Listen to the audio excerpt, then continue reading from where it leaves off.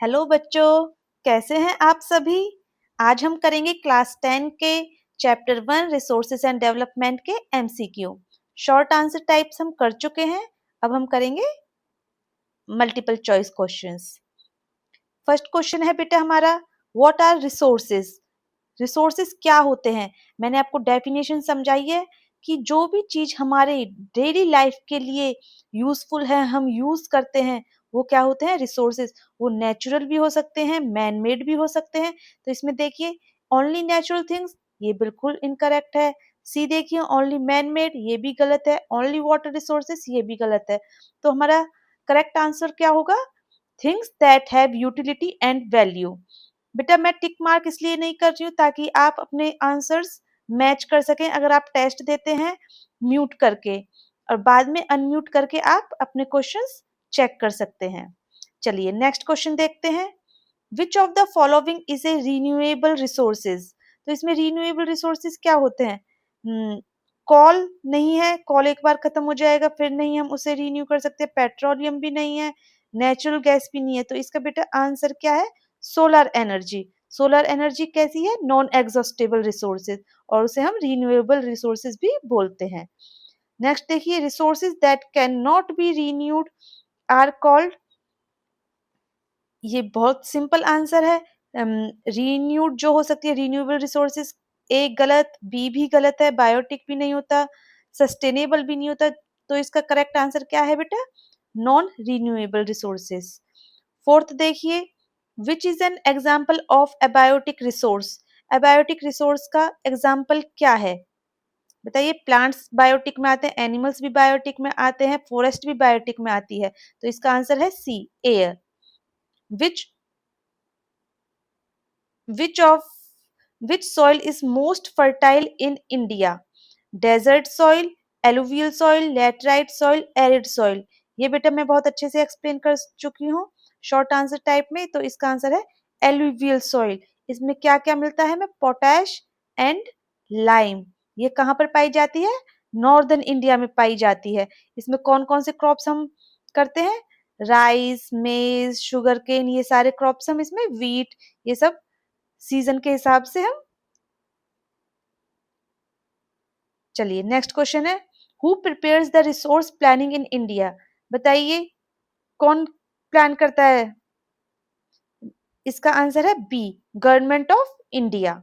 Which state has maximum black soil. ये भी answer आपको आता होगा, महाराष्ट्र में ये पाई जाती है ब्लैक सॉइल। इसे हम ब्लैक कॉटन सॉइल भी बोलते हैं। ब्लैक सॉइल की क्या खासियत है बेटा, कि ये मॉइस्चर को रिटेन करके रखती है। नेक्स्ट क्वेश्चन देखिए, विच soil is ideal for cotton cultivation. मैंने ऊपर ही आपको बता दिया, ब्लैक सॉइल को ब्लैक कॉटन सॉइल भी बोलते हैं। तो इसका आंसर भी क्या हो गया, बी। नेक्स्ट क्वेश्चन देखिए, which factor is not part of resource planning. Resource planning का कौन सा फैक्टर नहीं है। आइडेंटिफिकेशन ऑफ रिसोर्सेज है, टेक्नोलॉजी भी है, प्लानिंग स्ट्रक्चर भी है। जो सी है, इरिगेशन, वो हमारे रिसोर्स प्लानिंग का फैक्टर नहीं है। तो इसका आंसर क्या हो गया, सी। नेक्स्ट देखिए, soil erosion is caused by. किसकी वजह से सॉइल इरोजन होता है बेटा, एफोरेस्टेशन नो, डिफोरेस्टेशन बिल्कुल करेक्ट है, इरिगेशन नो, कंजर्वेशन नो। तो इसका सही आंसर है बी। नेक्स्ट देखिए, 11th question, laterite soil is formed due to. किसकी वजह से लेटराइट सॉइल फॉर्म होती है, हैवी रेनफॉल की वजह से होती है बेटा। इसका आंसर 11 का होगा A, heavy rainfall. Which is a biotic resource. Biotic resource इसमें से कौन सा है, रॉक्स नहीं, सॉइल नहीं, वाटर भी नहीं, प्लांट्स है बायोटिक रिसोर्स। इसका आंसर हो गया सी। नेक्स्ट देखिए, sustainable development means. Sustainable development का मतलब क्या होता है बेटा, resources without using resources without harming future needs. हम इतना वाइजली रिसोर्सेज को यूज करें ताकि वो आने वाली जनरेशन्स के लिए हम कंजर्व करके रखें, उन्हें इस तरीके से यूज ना कर ले और ओवर एक्सप्लॉइटेशन ना करें। तो इसका आंसर हो जाएगा C. Which soil is found in desert areas. कौन सी सॉइल पाई जाती है बेटा, एरिड सॉइल। जो जिनमें ऐसे दरारें, तिरकी तिरकी सॉइल होती है उसे बोलते हैं arid soil. Which organisation prepared India's resource planning. बताइए, प्लानिंग कमीशन इसका करेक्ट आंसर है। Which is not a factor of soil formation.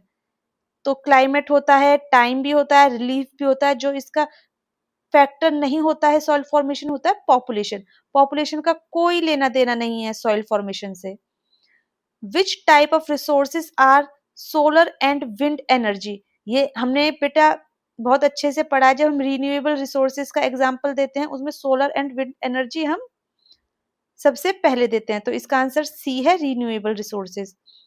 गुलीज are formed by, बताइए गुलीज किसकी वजह से फॉर्म होती है? वाटर इरोजन की वजह से होती है। तो इसका आंसर है B. Which is a method of soil conservation. Soil conservation का कौन सा method? Overgrazing no, mining no, deforestation no. ये सॉइल डिग्रेडेशन के फैक्टर्स हैं। जो बेटा सॉइल कंजर्वेशन का फैक्टर है, मेथड है, वो है टेरेस फार्मिंग। 20 देखिए, स्ट्रिप क्रॉपिंग हेल्प्स इन, बताइए किस में हेल्प करती है स्ट्रिप क्रॉपिंग? सॉइल कंजर्वेशन में। आप शॉर्ट आंसर टाइप देखेंगे उसमें ये मेथड ऑफ सॉइल कंजर्वेशन है, उसमें 4 मेथड्स दिए हुए हैं बेटा। 21 देखिए, विच soil is rich in iron, बताइए कौन सी सॉइल रिच इन आयरन होती है? आयरन की वजह से कौन सा कलर आता है? Red colour. तो red soil. Answer is B. Question number 22, resources are classified based on, answer is B, utility, origin and exhaustibility.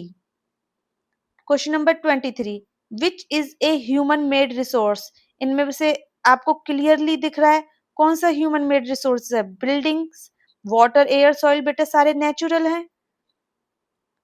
Question number 24 देखिए, wind erosion is common in, किस विंड इरोजन कहां पर common होती है बताइए? Desert areas में।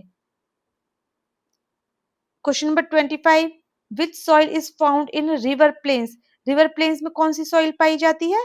Alluvial soil, जो कि बहुत ही ज्यादा फर्टाइल सॉइल होती है। रिसोर्स कंजर्वेशन मीन्स, बताइए रिसोर्स कंजर्वेशन मीन्स हम रिसोर्सेज को कंजर्व करते हैं, तो उसका क्या मतलब है कि हम रिसोर्सेज को बहुत बुद्धिमानी से उनका यूज कर रहे हैं।